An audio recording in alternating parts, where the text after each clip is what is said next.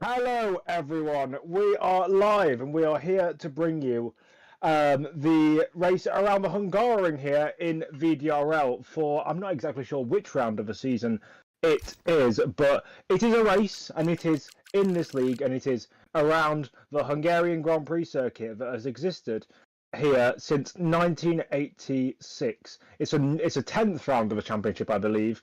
We've only got 3 more to go as Tiaz closes in on what could be his first crown in his debut full-time season here in VDRL. I'm joined by my fellow commentary partner, Caesar Jake, as we look to build and talk and converse and talk and detail exactly what happens here behind the Iron Curtain. Hello, Jake. How are you doing on this fine Friday evening?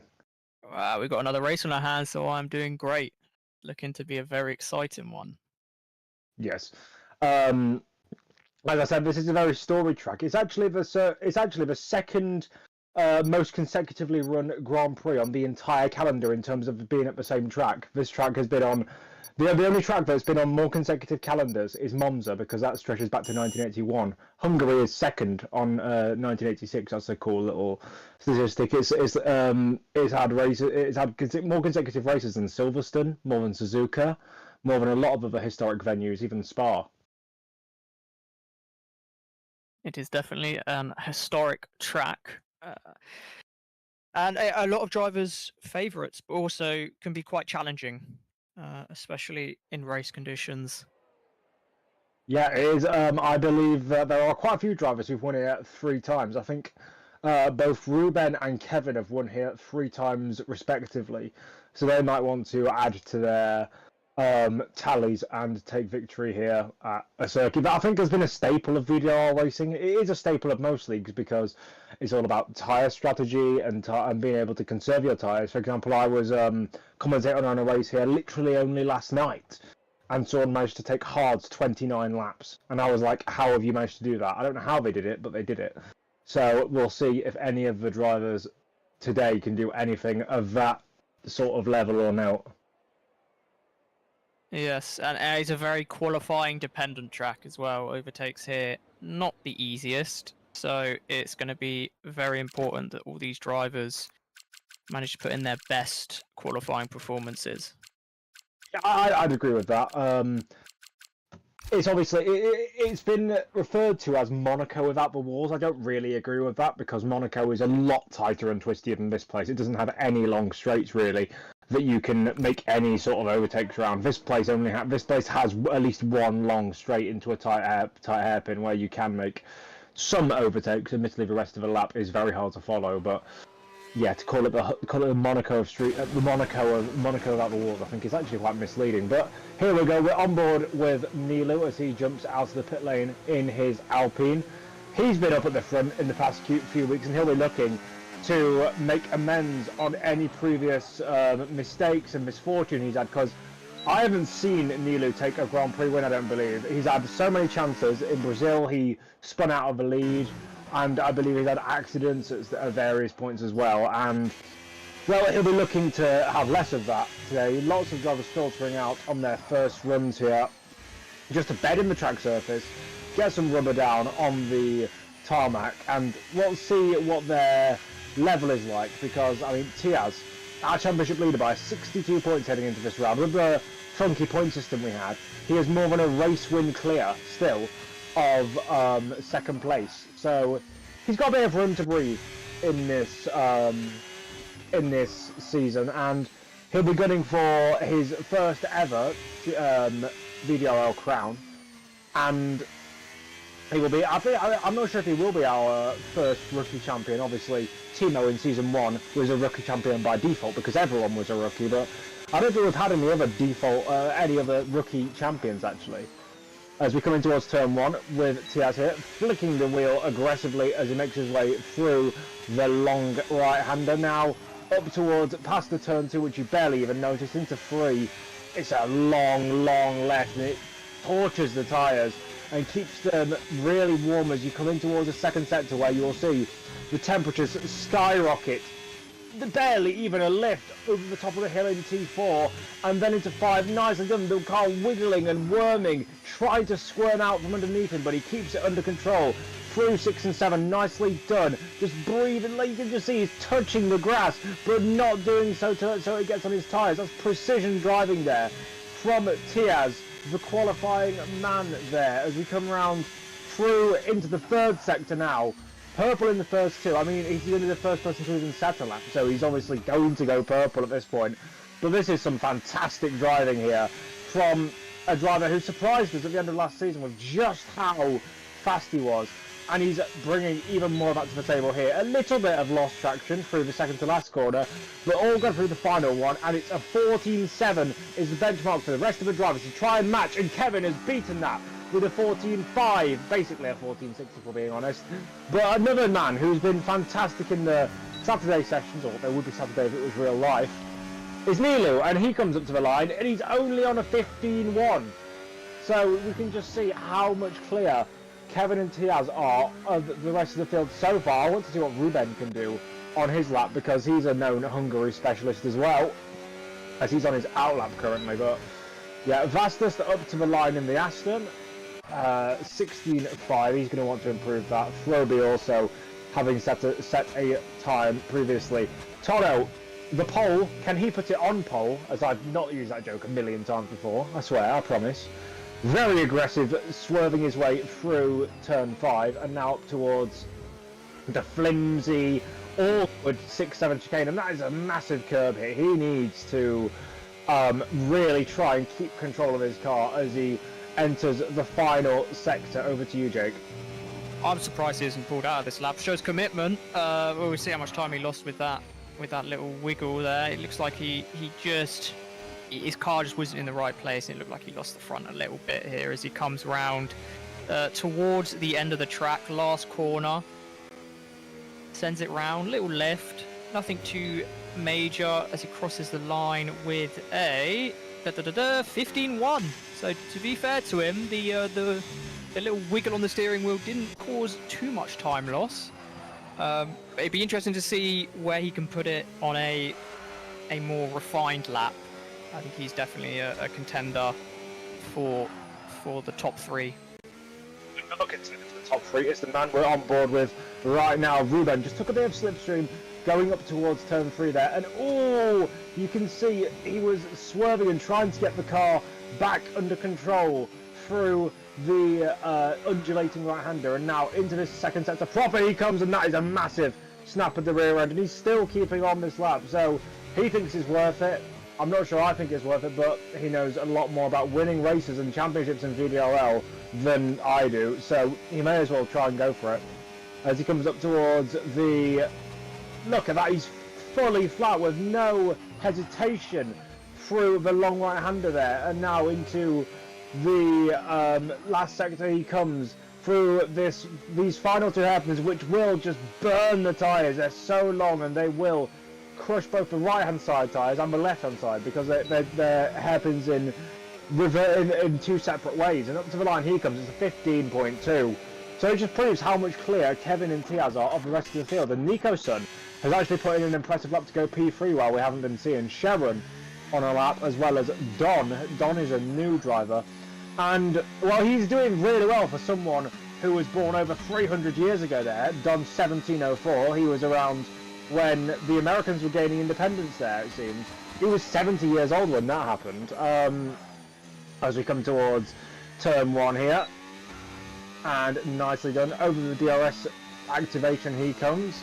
Nicely put together. Into 3. Even better, just keep it smooth on the throttle.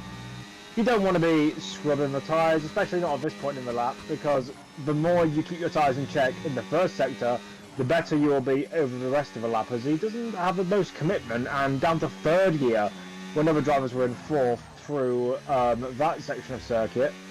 It seems he might either be in automatic gears or just doesn't know the same gears that the other guys do, because a lot of them are in much higher ratios for that part of the lap, lifting off slightly ever so much through turn 12, I believe that is. I'll have to check the exact number of each corner. But now into the final 2 turns. Let's see, nicely done. Oh! Never mind. loses the rears coming out of turn 13 and into the barrier. That's very unfortunate for the rookie. I was just about to say nicely done because he's managed to keep that lap pretty much intact. But now he's going to have to slowly crawl back to the pits with his pride not intact and his car's front wing also not intact. But Kevin is going even faster than his previous attempt. Purple through sector 1. Can he do any more of his typical magic through the second part of this lap? It's just twisty, tight, and you need to get the line absolutely perfect. He seems to be on course to do that. Here, look at that. Fully flat out through the long right-hander, and that is even more purple by only a couple of hundredths, but a couple of hundredths around here is like a couple of tenths anywhere else because of just sheer amount of just how sheer close the front of the pack is. The top 6 are all within 7 tenths of a second, and we don't usually see that in VDRL. You usually have three or so drivers right at the top, and he's gone even faster, I think. No, he hasn't. He didn't improve on that lap. What can Tiaz do, though? Can he go even better? He can! He can! That's a 14.4. These two are pushing themselves to the limits. I'll tell you what this reminds me of. It reminds me of Hakkinen and Schumacher at the 2000 Japanese Grand Prix, because those two had an hour-long session, and they just kept going into the pits, and then coming out of the pits, doing a lap that was faster than the other guy, and then coming back into the pits, and they were both trading fastest lap times for the entire session. It was insane, and that's what this reminds me of. Nico Sunday, he's in an unexpected third place. He does sometimes turn up in these situations, the Aston Martin driver, and you think Earth has gone on with him, and he's actually 3 tenths up. You know, he's on course to get into the 1:14s, and if he goes even faster in this final sector, he could be on course for a front row start here, which for him would be incredible, as I don't think he hasn't taken a win in a very long time, and that is wishful thinking to assume that Nico can get a win here. But he comes up to the line, and it's still third, but it's a 14.7, which is incredibly good.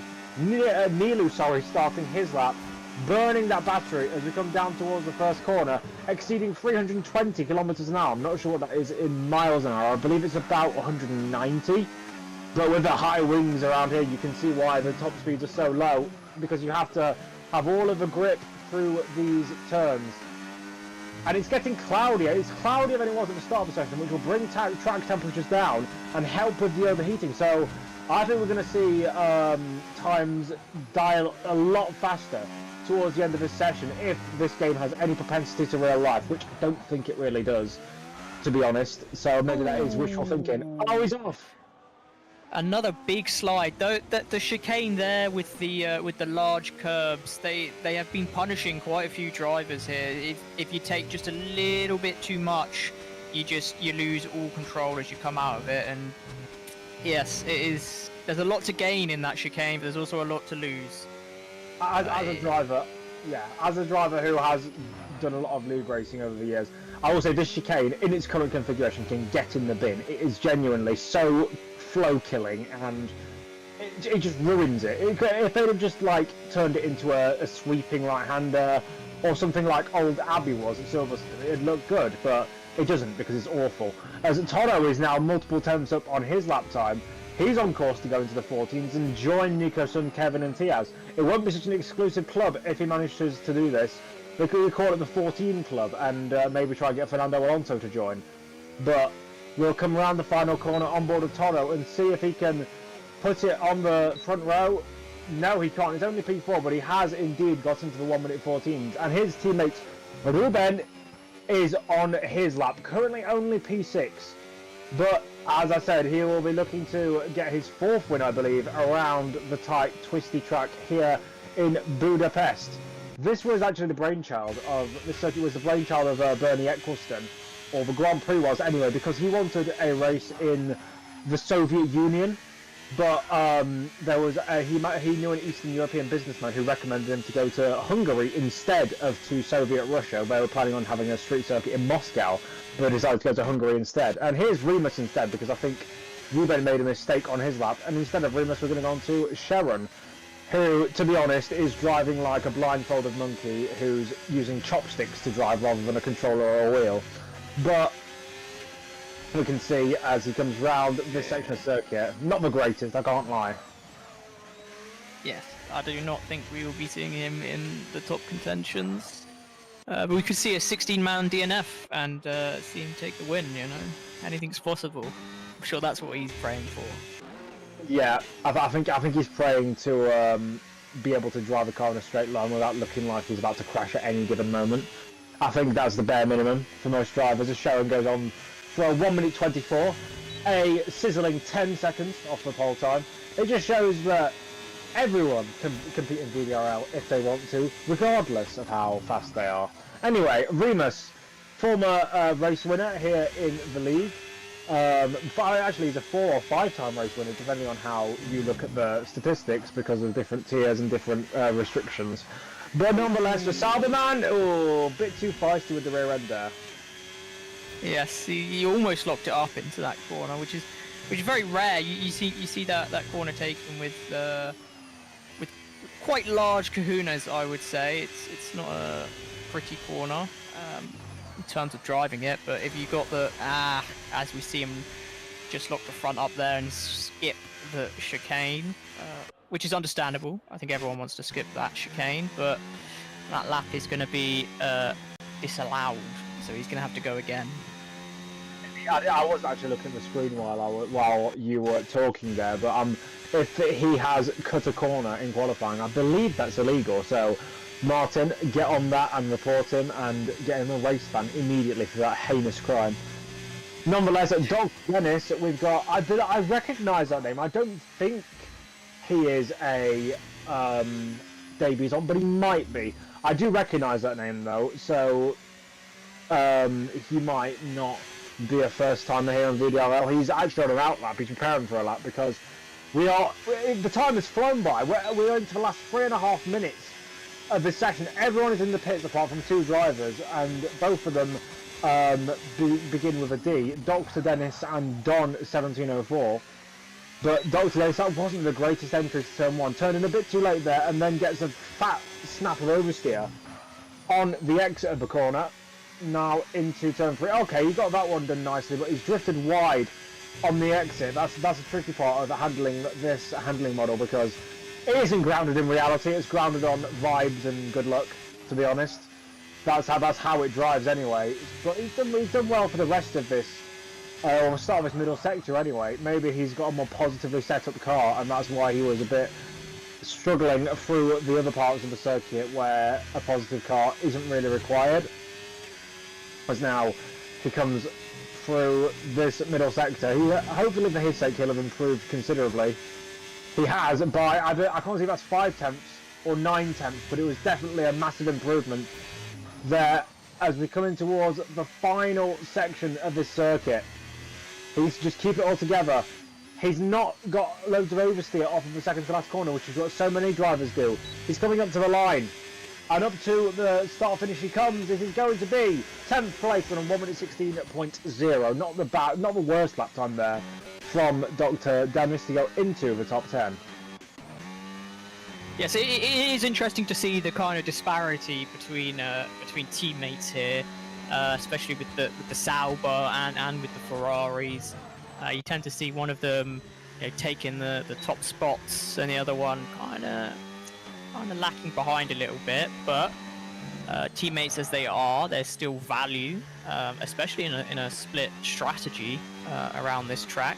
We might see some of Remus or Doctor trying different strategies, see how they work, and communicating that with their teammates who are fighting in contention for big league points. The Williams, however, you see they are very close together. So as a constructor, they're looking very happy at the moment as we watch ACM on a hot lap here. Yeah, Ruben and Toro have been teammates for quite a few seasons now, and Kevin has been kind of famously known for not having the best teammates. I remember a couple of seasons ago he had Jix, and I think in the same season where he got at least close to, or maybe even possibly winning a championship, Jix got only a handful of points. But Kevin's always been known for having less capable teammates than himself.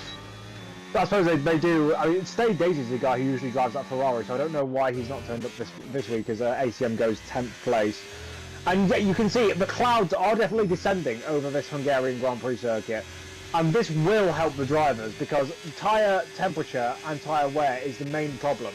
So if you have less tyre temperature and less tyre wear, it will make it easier, as Kevin is going a tenth up on his previous best. I mean, on this current form, he's going to get pole position, but it's whether Tiaz can also improve and bring that fight to him. As he comes around the final two corners, he's so confident on that throttle. He comes up to the line. What's it going to be for Kevin? Is it going to be enough? Oh, 3 thousandths. 300. Off 300ths. Tiaz is on. Yeah, Tiaz is on to improve his personal best. And I don't think anyone's going to challenge him for pole position. So this is just to gloat and say, look how much better I am than everyone else. He comes up to the start-finish line. He sets a 1 minute 14.0. That is fantastic. What a great lap time set by him there. What can Nicholson do? What can Toro do? These two are pushing each other to the limits. Nicholson has crossed the line. He didn't improve. Toro comes up to the start-finish. He goes. Oh, stays P4. Unfortunate for him, Nilu stays P5. Ruben stays P6. Fastest is not the fastest in P9. And 007, he will cross the line. A shame for him down in 15th place there. Probably the last man to cross the checkered, but he's invalid, so this lap does not matter for him. But what a marker Tiaz set for the rest of the field. At the end of qualifying there, 5 tenths clear of anyone else, and a second clear of anyone outside the top 6. I mean, we talked about how close it was in the first stage of the session, but was he just saving that for the last bit, and was he just toying with everyone to say, actually no, this is just how fast I can go? That was insane. Yes, a very, very intense qualifying. Not for pole, I must say. Pole, was always in the hands of Tias, but second through 6th was a very close battle. I'm excited to see how they battle it out on the track in race conditions. But, you know, Tias has put 0.5 ahead of everyone, but he starts in the same position either way, if he's 1,000th or 100ths off. So this is sure to be a great start, a great turn 1 as well, as we see if anyone gets their elbows out, gets a little feisty, or if we keep it nice and clean. In VDRL, it's not a case of if people get their elbows out, it's a case of when people get their elbows out. We'll also have to have a look at strategies, because a 1 stop is possible around here. 2 stops are also a strategy that you can do. I'm not sure which one is faster. It'd be helpful if we had a pit strategy reporter, but we don't at the moment, which is unfortunate. But I'm guessing that drivers are going to start either on the mediums or the hards, because it gives you a lot of options. Especially if you're at the back, you might want to go with the hards, because then you can go longer, you can get in DRS trains, as we hear the countdown ready for the start of this race. It's been quite a build-up, quite an exciting qualifying session for this main event. We are going to hopefully look to the lights. We have 1, 2, 3, 4, 5 red lights here in Hungary. We are go, go, go, go, go. Who's going to get the best jump off the line? I think Tiaz has the best run, but Nicholson has got a better launch than Kevin, as he's going to try and challenge it towards turn 1. Tiaz takes the inside. He's going to get position contacts. Contact further behind, and that's Nicholson being spun around there by Kevin. Did Kevin send his nose too far down the inside, and was that move on? The stewards will have a look after the race, but that will be controversial, because that's taken a potential podium finisher out and down to last place on the road now. Nilu's moved up to second with that contact, and Kevin has maintained that 3rd position. He's got a train of cars coming behind. He may have damage, as now Nicholson looking to cut his way through this pack, and Don, I mean, he looked to be going for the inside there, but that was a bit of a ginger attempt at an overtake. Now Vastus and Remus fighting side by side into the chicane. You don't fight through here, lads. That's never going to work. Remus getting battered and bruised through that little section of circuit there, and he may also have damage, because look, he's being run over by literally everyone here. That is such a shame for the Romanian man here. Up the inside, he might go into what I like to call Raikkonen corner, because of the drifting move he pulled on Marcus Ericsson here in 2015. Oh no, it was 2016, sorry, my bad.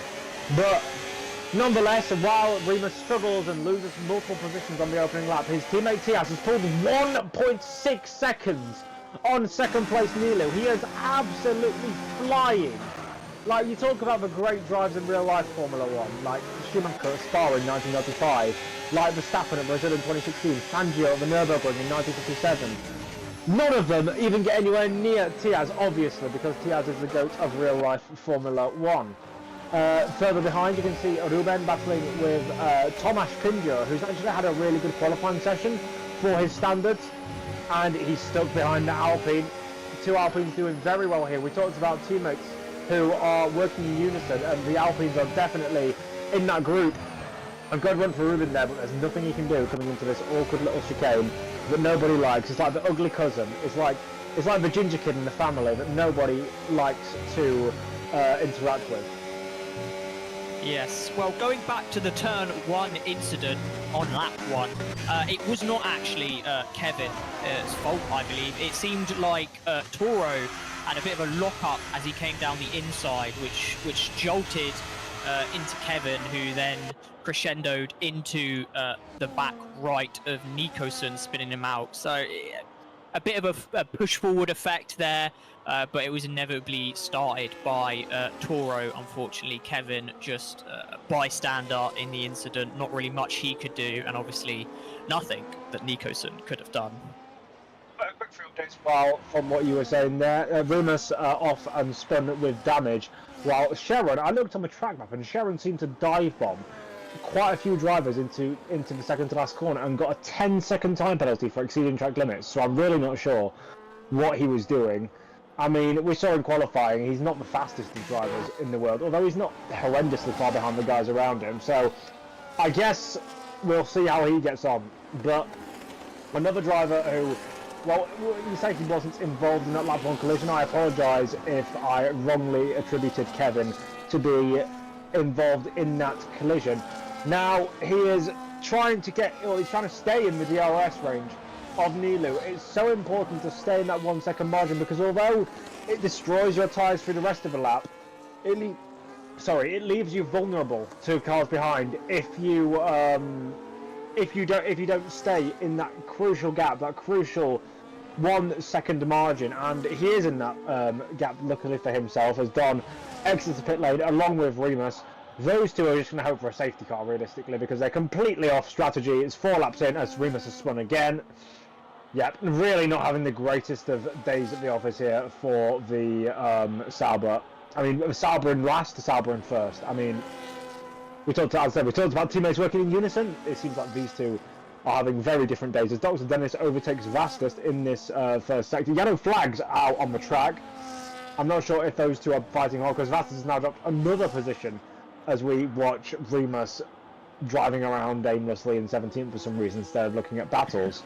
But I'm not sure if Martin I would expect Tias to try the 1 stop. He has such a margin already, 2 coming on 3 seconds. I would expect him to start, managing his tyres well. He's got that margin to work with. So I would expect him to extend his mediums as far as they can possibly go, and then slap on the hards for the final stint.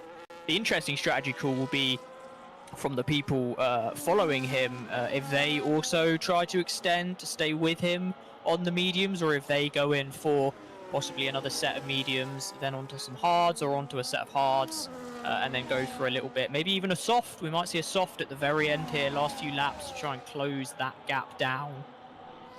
Ruben has just overtaken... Sorry, he's carrying on. No, carry on. Ruben who overtook Tomasz Pindor while we were away. As now we look towards Toto here. They are now bunching up behind the back of Nilu. Nilu isn't falling, as you know, I was going to say he isn't falling back far off the back of Tiaz, but he's losing half a second a lap. He is falling back, let's be honest. I mean, Tiaz has the ball in his court in terms of strategy. You're absolutely right. He can do whichever strategy he wants, and he's probably still going to win this race if there's no safety cars. Nikoson overtakes Froby, so he is cutting his way through the pack. I think Nikoson could still be on the podium here. Yellow flags in sector 2. Tomasz Pindor, he's spun around and he's going, that's not a good position to be in. Sharon gets a 10-second time penalty for corner cutting. I mean, Okay, and we've got a safety car on track. What on earth is going on? How do you get 2 10-second time penalties for corner cutting and then cause a safety car? That man is an utter Fruit Loop, and he shouldn't be anywhere near a VDRL or anywhere near in any of the near future unless he takes severe training courses on how to drive a race car. Well, the big issue here is he's just put his teammate in a world of pain, because that margin that Tias had built up, that 4 seconds almost, is completely gone now with this safety car. As we see Tias himself come into the pits, very interesting here to see what tyres he puts on. Let's see the mechanics. Slap them on, it's going to be the hards. Good stop from the mechanics, and he is on the hards. Now, 29 laps on the hards is asking a lot. But you know, we'll see if Tias is the tyre whisperer as well as speed whisperer. I mean, I'll tell you something. I said I watched a race here literally yesterday, and we got the same situation, an early safety car, and someone pitted on and took hards 29 laps around here. I don't know how they did it, because they were at 81% tyre wear when they crossed the line. They were over the threshold for a puncture, but they didn't get one. They were lucky. Well, big strategy call here, if I might interrupt. Nilu coming into the pits to change onto new mediums. So he has gone for a split strategy as compared to the rest of the top runners here. He's going to hope that those mediums can get him a nice jump on Tias to begin with, and try and do what Tias did to him and eke out a bit of a gap. But this it's a risky play, because he does need to push very hard on those mediums to extend a safety car gap. To extend a pit stop gap, I apologise. Yeah, he'll need to get past Tias is the main problem he's got, though. And unless he does it down to turn 1 on the safety car restart, he's going to struggle. And I appreciate the ambition. I love it when drivers try things that are a bit more off the wall or a little bit more strange. But I don't think that's it. I think he's going to lose out here, because, I mean, I think that unless you are going to try and tie whisper your way to the end, I think drivers are going to try and do the 1-stop. But some might end up doing a 2-stop, especially drivers like Kevin, who we know have had issues with punctures in the past. So if he's tried to do this and he's tried to just throw caution to the wind, I mean, fair enough. Oh! There was a bit of contact there between the first two, under safety car conditions as well. I mean, that's ridiculous. Add that to the list of Nilu bottles. He spun out in a flat-out corner in Brazil. He's had a couple of other misdemeanors, and now he's round to the back of another driver. Luckily for him, I don't think he actually has wing damage. But that could have so easily been a problem there for him, as he's going all the way around the outside of turn 1. I'm not sure what his game is. Maybe now he's just trying to avoid Tias. Maybe he thinks that was Tias's fault and that he brake tested him or something to that effect. I don't know. Maybe it's a bit exaggerated, but he's clearly not happy with what just happened. Okay, now he's begging it. Now he's begging. He's going to the opposite side of the track as Tias. Yeah, you're funny, mate. Yeah, we get your joke. It was funny the first time, but it's not funny the second, third, and 8th time. Yeah. Yes, well, I mean, if Nilu is, feeling rather lucky, he doesn't necessarily need to overtake Tias on these mediums. All he needs to do, really, is force Tias to push these hard tyres to a point where they are unable to complete the 25 possibly racing laps that we have left. If he's able to instill enough wariness, let's say, into Tias's mind that he pushes a little too hard, he will have to swap out those hards for another set, which throws his strategy out the wind. That is a good point. Did Nilu start on the mediums as well? Nilu, they all started on the mediums. All 20 drivers started on the mediums. Okay. So these switches here, every driver's coming to the pits, bar Remus and Don. Yeah, so I mean Remus and Don were on newer tyres anyway from the start. They're now caught up to the safety car queue, and that does kind of help them, I suppose. The safety car's still out on circuit because Sharon, aka the slowest and most incompetent driver I've ever seen in my entire life, is still waiting to catch up to the safety car queue. On the softs, I might add. Yes, that's going to be fun to see how he doesn't use those tyres to their full effect. I think he does need an Alex Young. If you're not familiar with that reference, Alex Young was a driver who drove for Minardi in the early 2000s, and he was so bad that they sent him off mid-season to get training while to get better essentially at racing, And he came back and he was still terrible, so they got rid of him. That's more than than teams will do for most drivers, especially in modern times, where teams are very eager to throw rookies, especially to the wind, in order to, I guess, get another Max Verstappen. He's kind of changed the sport in that sense. They're all looking for the prodigies. I mean, I understand that to an extent, but as bad as Jack Doohan or Franco Colapinto or any of the other drivers we could mention were, they weren't as bad as Alex Young. So I think it's fair to say that Jack Doohan was about half a second to 7/10 away from Gasly on average. Alex Young, against guys like, for example, he had Alonso as a teammate and he had Mark Webber as a teammate, he was about 2 to 3 seconds off per lap than those guys. So he was terrible, essentially. Well, I mean, I won't throw controversy in here, but I think what happened to Doohan was completely uncalled for, and I think Doohan's laughing to himself as he sees the kind of performance that we've seen from Colapinto recently. Yeah, well, who's more attractive? That's all I'll say. Anyway, Tiaz is going to lead us away from this safety car restart. This will be fun. I want to see how Neela reacts to this. I'm going to see if he does indeed bottle this restart as the prime Lando Norris impersonator he is. We are crawling. We're going to wait and see when the hammer is dropped, when the car in front. A little bit more contact from the Alpine there as we get racing now coming out of the final corner. Good start from Tias. He's already gapping away from the Alpine behind him there. Played that very well, but the Alpine is slowly catching in the strip. Wow. That is, say that 3 times fast. Slipstream. Slipstream. He didn't get the best run off the final corner. He was a bit too close, I think, and that's why he couldn't properly predict what was going to happen. That's the problem he had there. And now he just needs to push. He needs to push to try and get by that car in front as quickly as possible. And as... basically, it doesn't really matter, and that's a warning for Toro. That's definitely track limits. But he just needs to get by that car and try and pull out a gap. I don't think he'll pull out of DRS though, that's a problem, because Tiaz is so quick.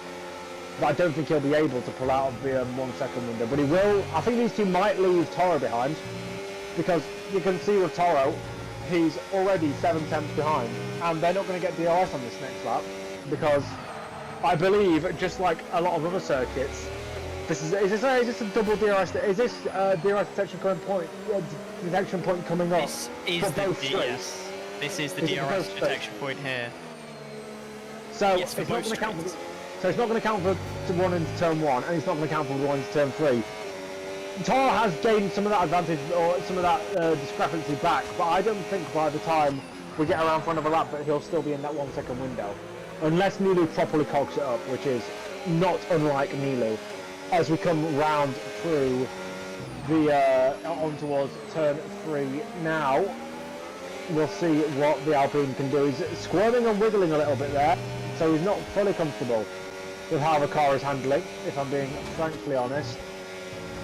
But all we need to do is keep it in those 1 seconds as we see him fall just ways and ways away on this. This lap is so important for Nilu as we see him fall further and further back.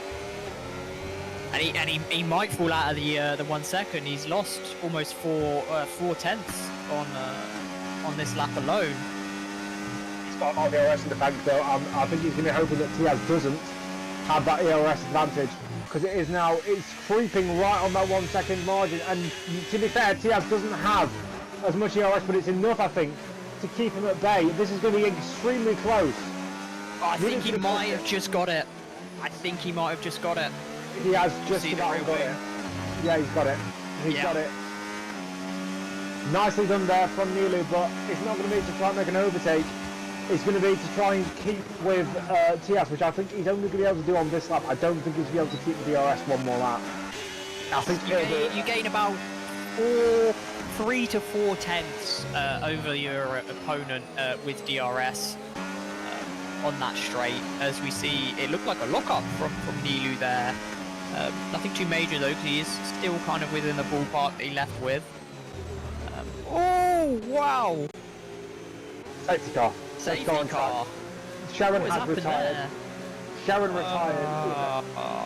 Get him out of here. I'm not sure if he did that in the pit lane like he's supposed to, because he was on the main straight. I'm not sure if he did that in the pit lane like he's supposed to, or if he was just on the main straight. I don't know how you can do that on the main straight, but yes, another safety car. And I'll tell you what this does, this throws the strategy wide open. If anyone has a spare set of hards, they can take those to the end pretty comfortably. And He was on the main straight from what I can see from the delayed broadcast, not in the pit lane, so... okay, right. We'll have to have some words with him after the race, I think. Yeah. I think we've seen 1,000 IQ plays in this server. We've seen 300 IQ plays. We've seen 200 IQ plays. We've seen 5,000 IQ plays. And then you've seen Sharon's 1 IQ plays. Tiaz is in. Nilu stays out. This is very, very interesting here. He's into the pits. What is he going to put on? Possibly some... Is he going for another set of hards? I mean, that's surely the only option, and nobody has followed him. So he, in terms of track position, is going to be. He's going to be what they know in the business, in the professional business. They know they describe this as being fucked, like because he's now going to. What is this strategy call from Tias? This is. I mean, he can definitely go on this set of hards now to the end, and I guess that was his. I guess his thinking is that, listen, all the people behind me are not going to be able to take these hards the whole way. I'm confident of that. And certainly not the medium runners. So let me put on another set of hards so I've got some tyre delta for the rest of the race and just watch these guys burn their tyres up and come back in for a second stop.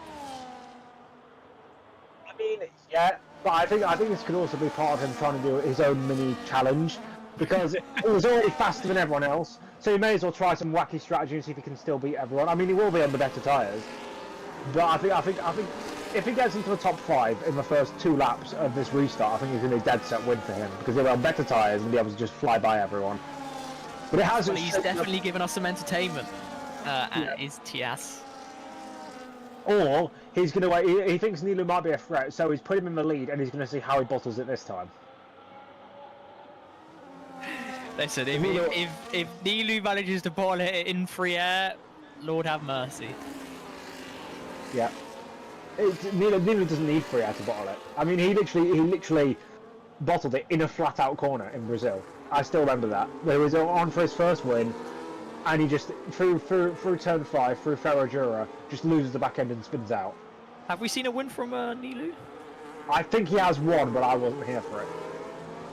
So that's why we might see a second if he's able to keep his car on the black stuff, which would be very, very interesting. Is he running? Who's second in the standings? I will have a little gander at the tables. Let's see what it's saying. It is Ruben in second. Nilu is third, ahead of Kevin, who is well and truly followed this season. Nilu. Where is sorry? Who was in second? Ruben. Down in 7th. He's gonna have to put up performance to keep that. Is the gap rather large or is it small? Because we can see Nilu take a championship spot. Oh, it's the gap between Ruben and Nilu is bigger than the gap between Ruben and Tiaz. So it's 62 points between the leader and second, and then 63 points between second and third. Wow. Okay. So he's got a good margin. This race will not hurt him too much, although I'm sure he would much prefer to be gaining. With only 50 points available for a win, yeah, he's pretty safe for now. And going into the last 3 races of the season. Here, we're in the anti-penultimate round, they call it. So the word penultimate means second to last, anti-penultimate means third to last. We're in the anti-penultimate round of the season. We're going to Baku in a week's time and then to Qatar. So we are getting in our great dose of human rights abuses as we go through the calendar. As the safety car is in this lap. And is Tias more of a Oscar Piastri in that regard? He does very well in the nations with rather dubious human rights. Yeah, he's like Oscar Piastri, like Felipe Massa, like Sergio Perez, all of those drivers. But Nilu, I'll tell you what, he'll be wanting to control, not 30 million people, he'll be wanting to control this restart. And he can see he's slowing right down, He's keeping it all together, and he'll try and get the best run off this final corner. And he has gone, and he has launched it. He's got quite a gap on Toro, and he's kept him behind. But now Track Racer, of all people, is going to challenge Kevin coming down the main straight into turn 1. He goes to the outside. Is he going to get the move done? I don't think so. Further behind, Ruben overtaking ACM. Was that contact between Ruben and ACM? I will let you know. That would be an interesting battle to see, because you don't usually see ACM up at the front. He's not only there due to strategy, to be fair. He's on the same strategy as a lot of the guys around him. But Ruben now up to P6. Tiaz up to 10th. Past Lucek. We want to see how he'll get past Tomasz, because if Tomasz holds up Tiaz, he could help out his teammate here. If I was contact between Vasquez and ACM and Nikoson. Oh, okay. If I was Nilo, I'd be on the bell to Tomasz and saying, hold up this guy as much as humanly possible. Be the biggest nuisance, be the biggest menace to society that you've ever seen against Tiaz. Yes, well, we do have a split strategy from them, actually, so that would be very beneficial to Nikoson to see that happen. Yeah, Nikoson is up in 8th place after his early spin. Oh, that's unfair. You can't just ghost through him. That's cheating. That's cheating. Give that position. I'm joking. Don't have to give the position back, but it still was. Oh, Tomasz Pindor's gone from recession. That explains a lot. And we are on the safety car again. Virtual safety car. Oh my goodness. It's a virtual, okay. It's not as bad, but still. I don't know what the reason is. Tomasz Pindor disconnected. Froby pitted. Maybe Froby had damage and there was debris strewn across the circuit as Martin's controller has disconnected. Put some new batteries in that thing, mate, and get us back on the stream. There we go. That was some very, very, very odd happenings. We are under yellow flag. What is the record for safety cars and virtual safety cars in VDRL? Because we might be... It's 4 or 5. I think the limit you can get in one race is 5. And we've got that, I think, before. As Froby gets a drive-through penalty for speeding under VSC. Insult to injury there, really. It's like going up to a paraplegic war veteran and going, "Yeah, I'm going to punch you in the face." Basically, that's essentially what it's like. But Nilo, he's got pressure from behind as well as he comes through this final sector. He will have Toro on his back with the DRS coming down the main straight. And now Tiaz is right up on the back of Nikoson as well, so we've got multiple battles going on up and down the field.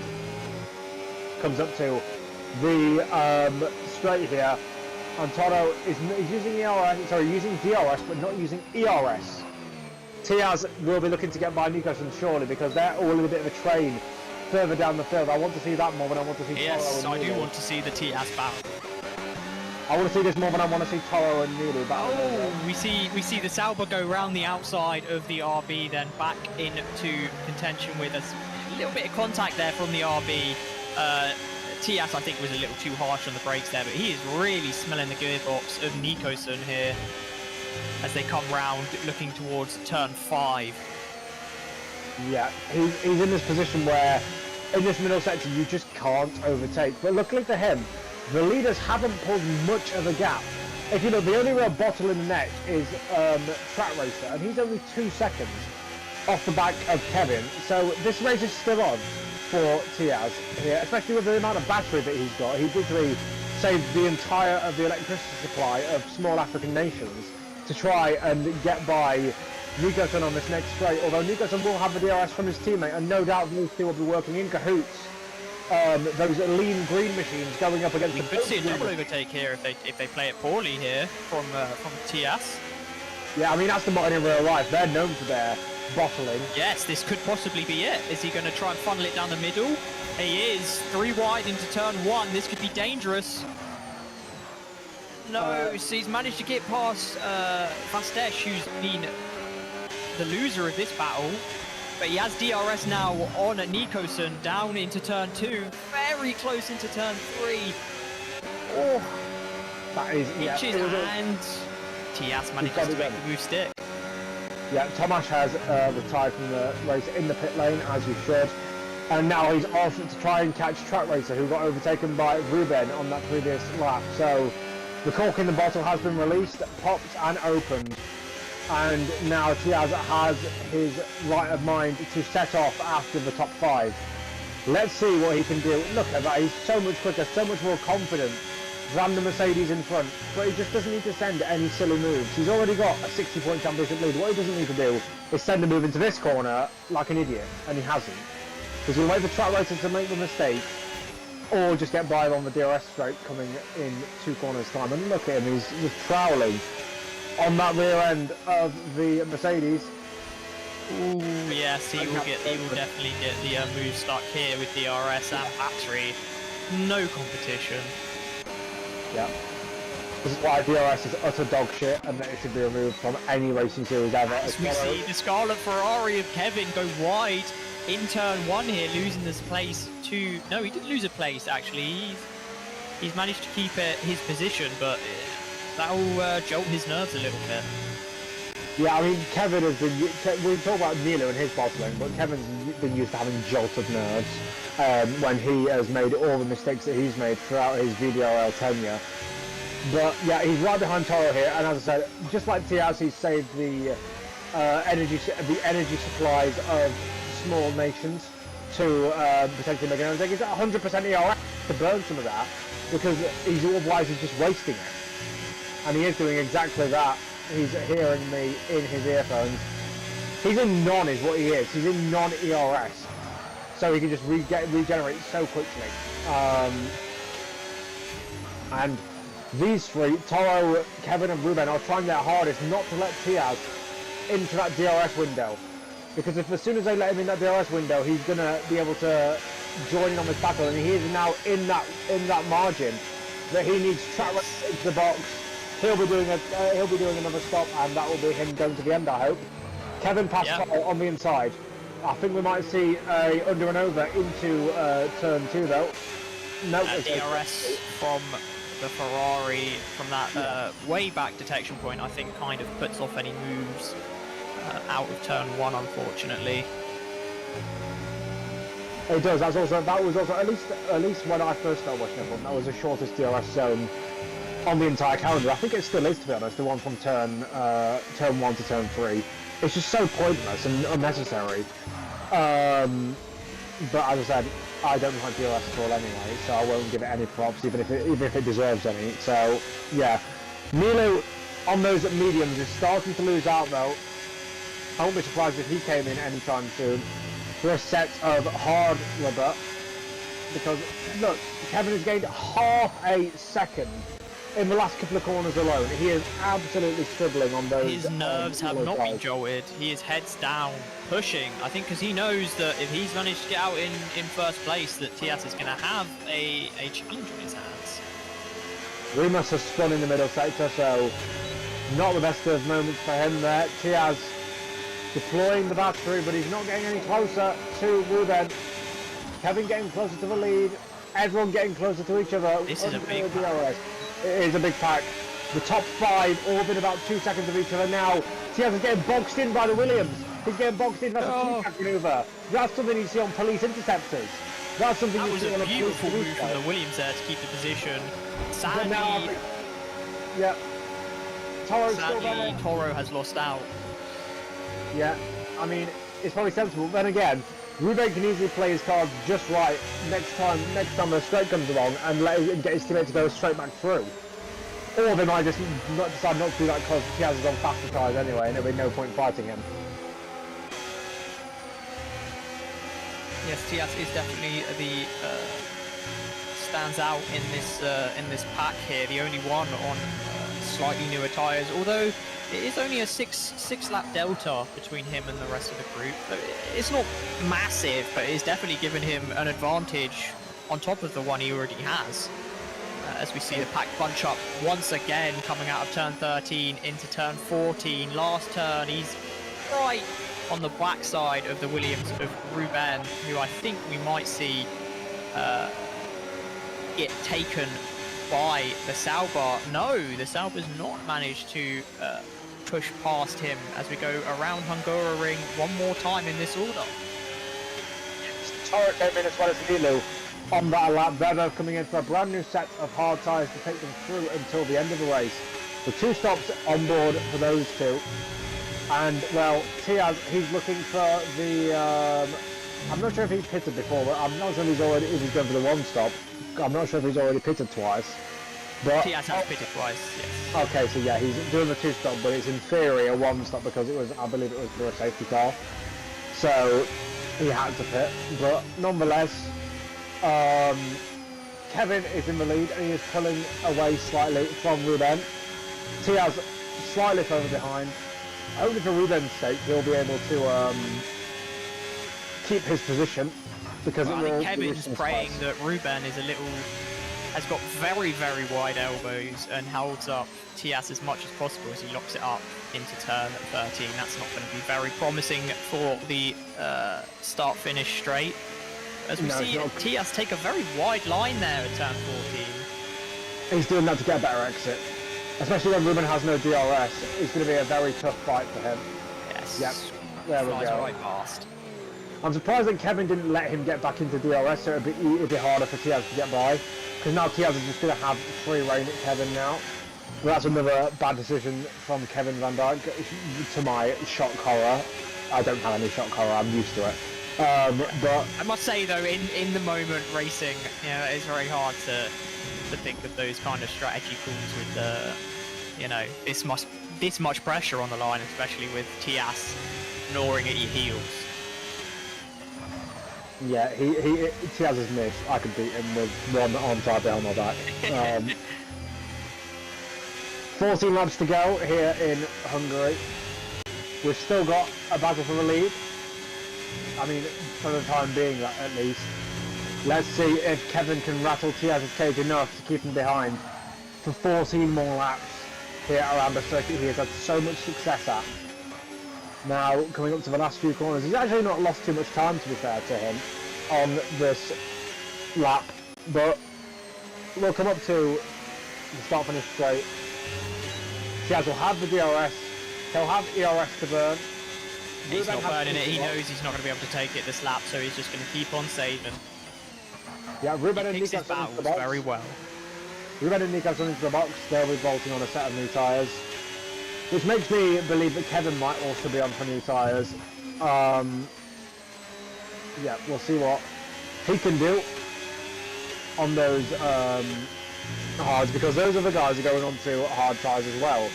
So some people are clearly not really, they don't want to see what the mediums can do, which is fair enough, I suppose. But now Tiaz is getting closer and closer, building on this advantage, and now his teammate Remus is going to come into play, because if Remus keeps going slowly, he could give DRS to Kevin here. Yes, I mean that might be the strategy. That would be a very, very controversial. I think that's no. He's letting him past. He's blue flagging him. Yeah. I mean, quite a ways away. I don't think there's much communication within the Sauber team, unfortunately. I think that's maybe for the best. I think if Tiaz had a comparable teammate, it would be a 2023 season. I think he would just beam off into the distance every race.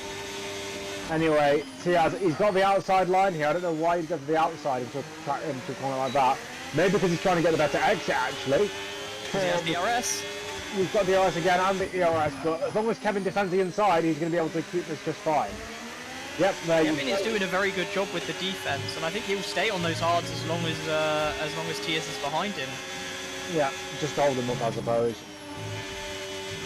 Now, what I'd do if I was Kevin, I mean, if you want to hand this race to Nilu, you could now try and completely back him up, but unfortunately, Kevin has no... I mean, Dr. Dennis isn't doing a horrendous job down in 7th place, but he's not doing the best of jobs either. Well, there is almost a safety car gap between Kevin and Nilu now, so if he's able to squeak out a little more time, he might be able to pit back into second then, but I mean, Tiaz is looking like he's going for the one stop. Yeah, yellow flags in sector 2. Remus was going slowly, has now recovered, that's fine. But you can see just how much time Nilu is gaining on the leading pair. Kevin into the box. Into the box. Very interesting strategy call here. I would have expected him to try a couple more laps at least, but he's coming in. I would hope and pray that he puts on the mediums.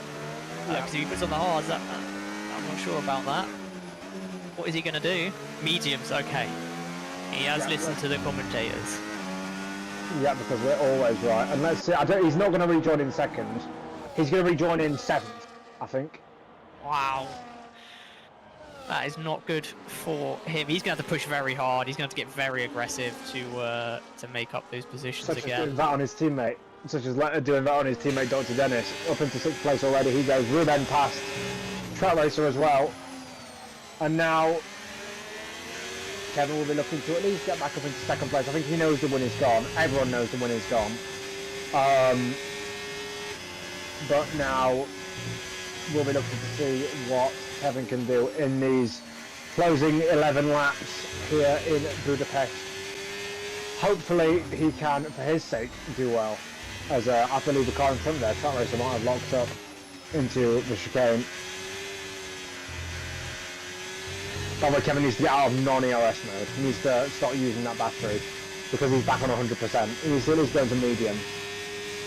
Yes, he's very conservative on the battery. Don't know politically, but battery-wise, he's a very conservative man. Yeah. Maybe you could call it a battery rather than a battery. Yes, he leans very far to the right when it comes to his battery usage here, as he now deploys it on the straight. Ruben passing Toro over, 2 Williams boys working together. Kevin might be trying to get past Track Racer here. He might try and get a better run through turn 2 and into 3. Unfortunately for his sake though, I don't think it's going to work. Big lockup from Track Racer there. Gets the Scarlet Ferrari of Kevin even closer to him, and we might see an overtake coming down to turn 5. No, he's smarter than that. Yeah, through T4, I think that was a bit too much of a risk. And Kevin from a couple of seasons ago might have tried that yellow flags in sector 2. Someone's gone off. Is it up in front? Is that one of the guys who are in the fight for second? I'm not sure. Or is it one of the... no, it's Remus. Remus is letting the guys go. Okay. So Remus is just getting lapped now. And he's got Track Racer right behind him. One lap or... yeah, just one lap. I wouldn't be surprised if he was down 2. Yeah, he's only down. He's only down 1 in this race, having a bit of a poor time of it. Yeah, I think he is. He was in the thick of it.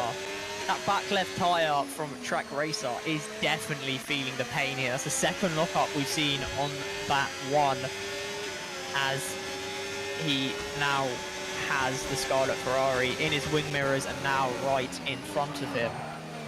As this very clean move from Kevin as he makes another place. These mediums are working well for him. He's just pushing through the track, hoping to get that position from Nilu. Nilu, I'm sure, is very against that idea. Yeah, not the best run for turn 1 there. He didn't kind of meant to lock up. But now, 2.7 seconds the gap between him and Toro, who is starting to fall out of the range of his teammate Ruben, especially with the DRS that is. So he will be looking to get back into that window, because if he doesn't, then he'll be easy meat for Kevin to get by. It's very dangerous from a lot of these drivers. I'm seeing a lot of lockups from the rear left tyre, and that's the tyre that I would say is probably one of the most important ones, especially around the ring in terms of degradation. So they might be feeling it come 3 or 4 laps if they keep pushing as hard as they are. I mean, I think that's partially a visual glitch, but I'd say the fronts definitely get more worn than the rears around here because of the cornering you have to do. And the fact that they don't get a chance to cool down in the corners as well is the main part. As Ruben is gaining on Neela, but doesn't make an overtake just yet. And Toro is out of the DRS of his teammate and has lost that potential advantage. And Kevin, it will be right on his tail within a lap or so. As Dr. Dennis into the pits then. He will be going on for a 6-lap or a 7-lap sprint till the end on a set of mediums.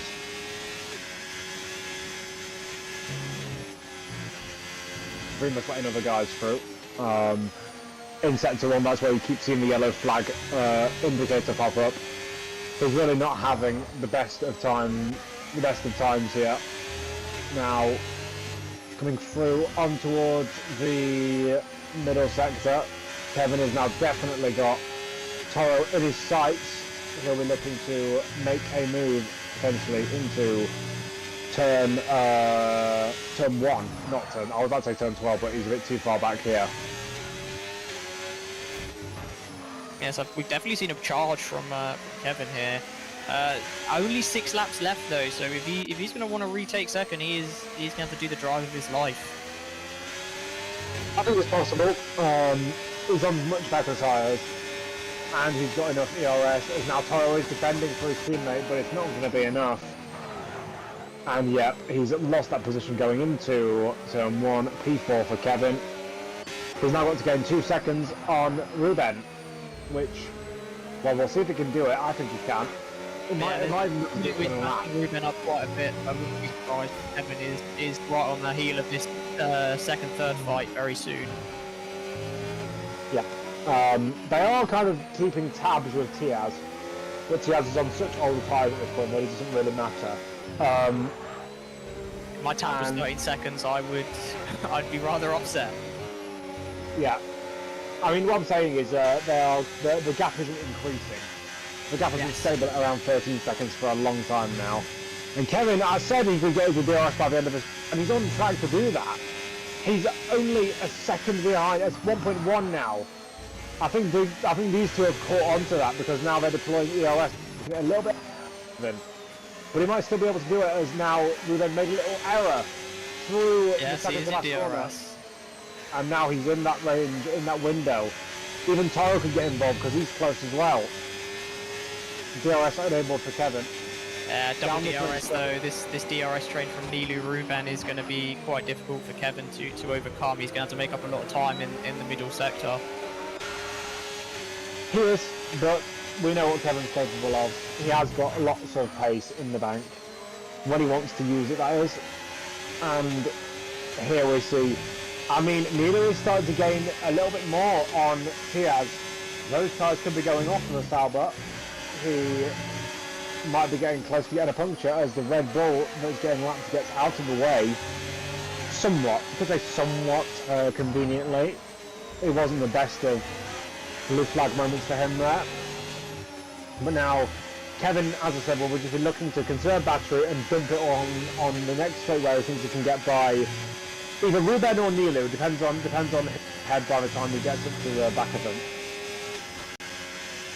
Yes, this is going to be a very intense fight, but I must say Kevin is now very close to the two of them, and he's 100% battery, so he is well within striking distance here as we come out to turn 14.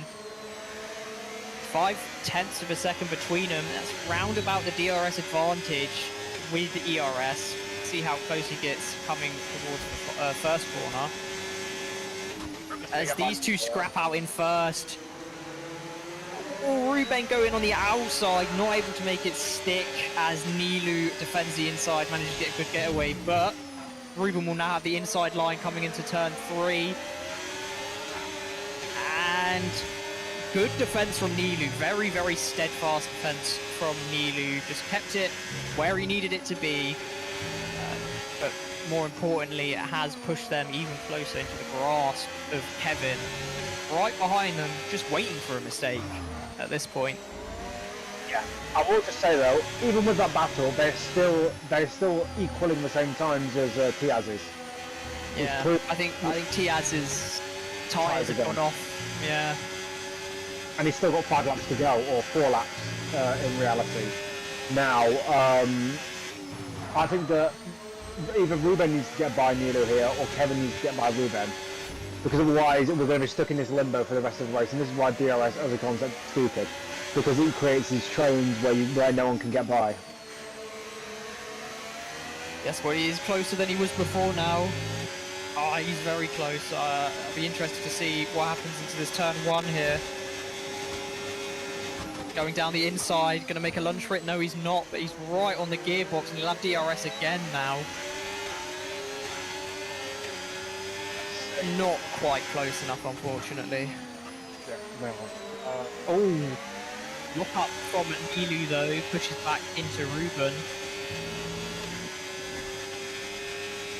Yeah, that gap, by the way, another half-second gained by Nilu on the leaders. Imagine if it was Kevin leading this group. I think it'd be like multiple seconds a lap that he'd be gaining.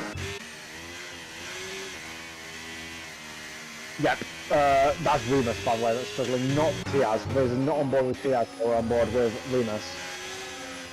He was definitely struggling on those tyres. I'd be interested to see next lap a view of Tiaz to see how Tiaz is doing tyre-wise after this DRS section.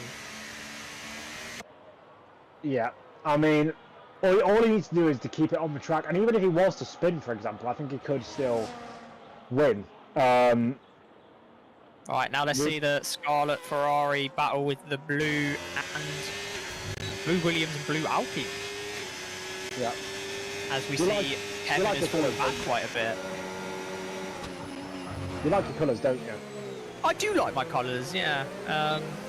You know, my mother always said I was very good with colours. You know, the primary ones though, when we start getting into like turquoises, I'm not as clued in, I will admit. My mother always said I was a very colourful person. Said I was just really good at French. Being French will make you a very colourful individual. You didn't get the joke, never mind. I did get the joke. Yes, I just got it now. Took me a while, you know, I'm a little slow. Not as slow as Remus, but... You didn't need to tell me that. I could already gather you were slow from your commentary. But now... Well, this is just a bit crap, to be frankly honest, because Ruben is driving like a snail, Nilu is driving like a snail, and Kevin can't get by either of them. Yes, it's this. I mean, yeah, like you've said many a time, it is the downsides of DRS here. This train it's benefited Nilu, not benefited Kevin. If I was Kevin, I'd go up to the FIA and say, actually no, I'd turn back to 2011. I'd punch Charlie Whiting in the face, and then I'd say, we're not having DRS. So I would just go into your settings in your wheel and just allow yourself to have DRS whenever you please. That is also an option. I mean, that was what they had in 2011 and 2012 during qualifying, but they got rid of it for 2013 because it was quote-unquote unsafe when it wasn't. It was only unsafe in a couple of corners. As Ruben is now just blatantly ignoring track limits because he's so fed up of this current situation. That's definitely the reason, and not anything else. Yes, this is turned into a bit of a train lovers race come the end of it. Tian, although the gap has come down by 2 whole seconds, there's not enough time left in the race for him to see any real fall off. As Kevin, unfortunately, I feel like is the big loser here, having to pit and now being pushed down to 4th. Yeah, I mean, Kevin has told me before that he loves running trains on Ruben and Nilu, and I mean, this is just another example of that. So yeah, it's just unfortunate for him that he's really caught up in this this terrible threesome. You could argue it could be described as. Ooh. Big slip from Ruben there has put Kevin right back in contention. Getting loose on the rear there. He's slipping and sliding about, but still, Kevin's not much closer. And all Tiaz needs to do on this final lap, by the way, is get to the end on 23 lap old hards. And the thing is, I think those tyres could have still done more, which is the ironic thing. I think those tyres could have still done more. He's not going to care about that though. He's just going to care about winning this race. And it looks like he's going to do it very, very handily. Yeah, it'll be another win for him. He's had 1, 2, 3, 4, 5. It'll be his 6th win in 11 races. Like, how do we stop him? I mean, I suggested putting a playoff points format into fruition, but none of that really matters because he is going to come across the line, and Tiaz wins in Hungary. Then Nilu will eventually come across the line in 2nd place. Managed to pull away from the others right at the end. Ruben will take third on the road, but will be demoted to fourth place as he goes off the track with. That's not him going off the track, that's Toro going off the track, and loses fifth to Nico Stunt. Track Racer comes over the finish in seventh and loses his wheel because Toro is strewn across the circuit. Next will be ACM, but he will lose a position to potentially both Luzcek and Vastus. Coming up to the line, the Racing Bulls does lose the position to Luzcek. He does lose it to Vastus as well. Dalton Dennis has already finished, so is Froby, so is Don, so is Remus. So 007 will be the last man to cross the line in 14th. A lap down, and across in the start finish he comes to complete the running order here at the Hungaroring. So we'll quickly run you through the finishing order one more time, and then we'll into the interview pen where we can glaze a certain Dutchman who wears a high-vis jacket every single time he drives a car in VDRL. As we will come out onto the podium celebrating, hopefully very soon, unless we get a black screen and then we won't be able to see the results. Oh no, never mind. There was the podium celebrations. Tiaz is the race winner. Kevin gets fastest lap. Track Racer had both driver of the day and the most overtakes. Good job from him there. So Tiaz was the race winner by 10 seconds from Nilu. Kevin takes home P3 and the fastest lap, followed by Ruben, Nico Stunt, Toro, Track Racer, Luzcek, Vastus, and ACM rounding out the top 10. Then it is Dalton Dennis in the Ferrari, replacing Stade Daisy. Then Froby 1 lap down, as well as Don and 007. Remus was having a torrid time, finishing 2 laps down. And then the only 2 non-finishers were Tomasz Pindor, who retired in the pits after frustrations with disconnections, and Sharon, who was driving like a disabled penguin with 2 eyes and 1 leg. But now we'll move into the interviews pen, where we will see our top 3 and see how they think, or what they think, of today's race. So let's move into the pen right now.